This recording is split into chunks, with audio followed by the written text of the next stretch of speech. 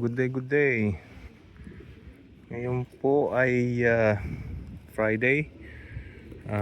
Postpone po ang race para bukas sa malamang sa linggo. Dahil sa linggo mas magandang panahon, bukas daw ay maulan kahit do sa release point.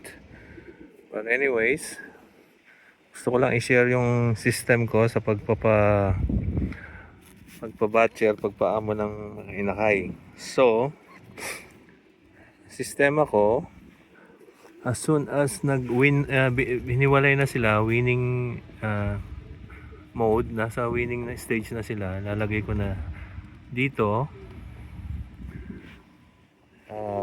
sa cage na yan, pero lalagay ko dyan sa taas ng loft ko para meron silang 360 degrees viewing. Kalahating oras yon, kalahating oras dyan, kalahating oras din dito para nakikita nila yung loft nila. Yun lang. Sa akin lang to, so far effective naman. Tapos napansin nyo to, ito yung mga ang pakpak yung 7 flight nila, I mean yung 10 flight mas mahaba na doon sa 8 flight.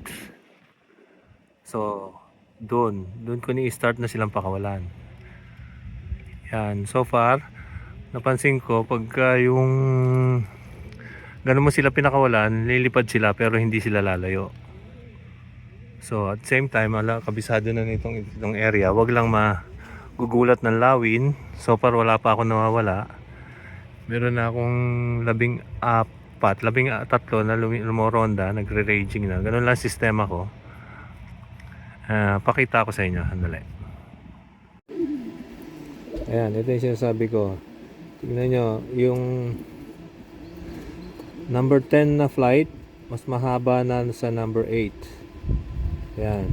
So, ito, kailan lang to, umpisahan kong pakawalan na. So, yan. Versus, papakita ko yung medyo bata pa. Ito po, ito, medyo bata pa. Ayan, mapansin nyo yung number 10 flight niya, maiksi pa. So, binoviewing ko lang yan. Hanggang sa pag lumagpas na yung number 10 flight, lumagpas na dun sa number 8. Yan, yung umpisan ko ng pakawalan. Yep. Yun lang so far. Nagwo-work sa akin. Gusto ko lang i-share. Alright. Yeah, kalahating oras doon sa bubong, kalahating oras dito. Kasi yun ang time na naglilinis ako. Kulungan. And hindi ko sila papakawalan dito ng kumain na. So hindi pa sila kumakain. Ito naman, lalagay ko dito sa trapdoor. Meron akong dalawang plywood dito, lalagay ko sila dito. So papasok na, mamaya ipapakita ko. Alright, so ito, lagay ko sila dito sa ating landing board. Tapos bubuksan natin itong pintuan dito. Ayan. Tapos yan, papasok na sila sa trapdoor. Pasok na. Yung iba mabilis pumasok. Yung iba nangangapa pa. Pasok na. Yan, ganyan lang. Hanggang sa mas mahaba na yung 10th flight nila. Yung mga yon, pakakulan ko mamaya. Pagkatapos kung pinakawalan yung mga all birds. Pagdapo ng mga all birds, saka ko sila pakakawalan. Pasok na. Pasok na.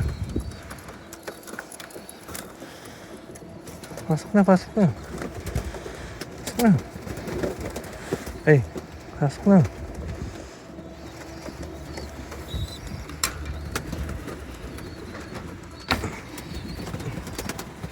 Pasok ka na, pasok ka na. Ayan, tiyagaan lang. Araw-araw.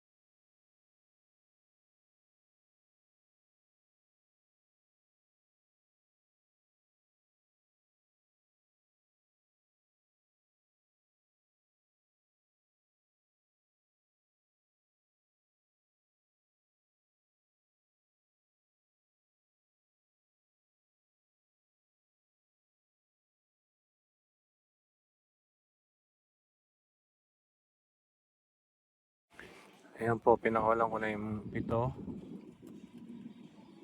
Ano, yung dalawa, medyo lumipad ng konti, tapos bumalik na. So far, yeah, ganun lang. Na-observe ko, lilipad sila pero hindi lalayo.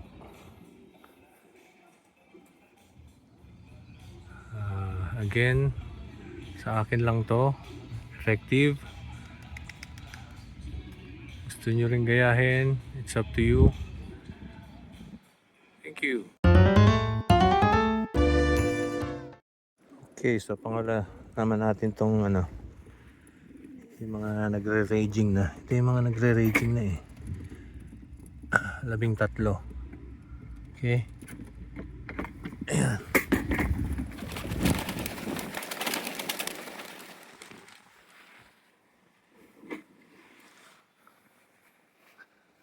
Sila.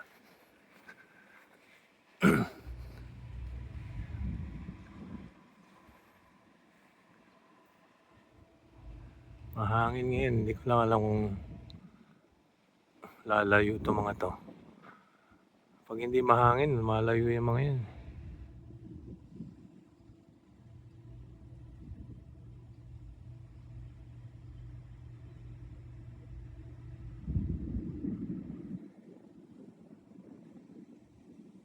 Meron isang sumasabay na native, yung ligaw na ibon.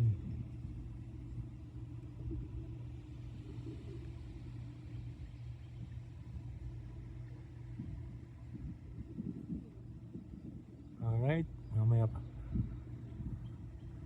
pa siguro yun bababa. Okay, thank you.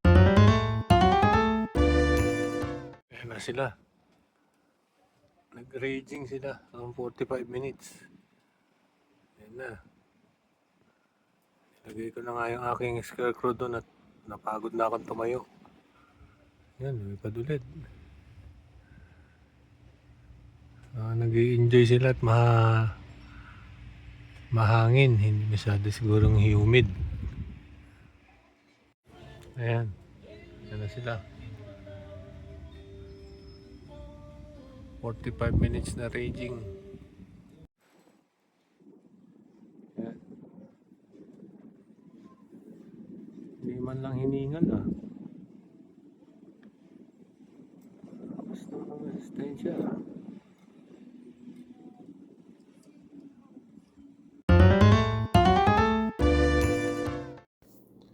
So, yun. Ang karera natin is postpone. Malamang postpone lang, hindi canceled from Saturday to siguro Sunday. Kasi Sunday, tinitingnan ko yung weather, medyo okay. So, sana matuloy sa Sunday. And anyway, share ko lang yung aking system sa pagpapa-batcher, amo ng mga young birds natin. Tatry ako ng mga iba-ibang trick here and there. Dati binubuksan ko lang yung pinto. Wala yung masyadong viewing. Karamihan bumabalik pa rin pero may mga nawawala. Nag-overfly. Kasi iba-iba nga yung age nila na. So, yun. Pinaglaruan ko yung sinasabi kong system. Okay naman. Go work. So, share ko lang. Alright, so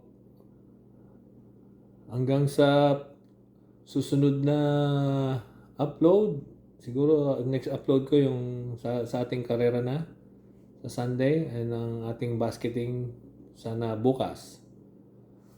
Alright, thank you very much.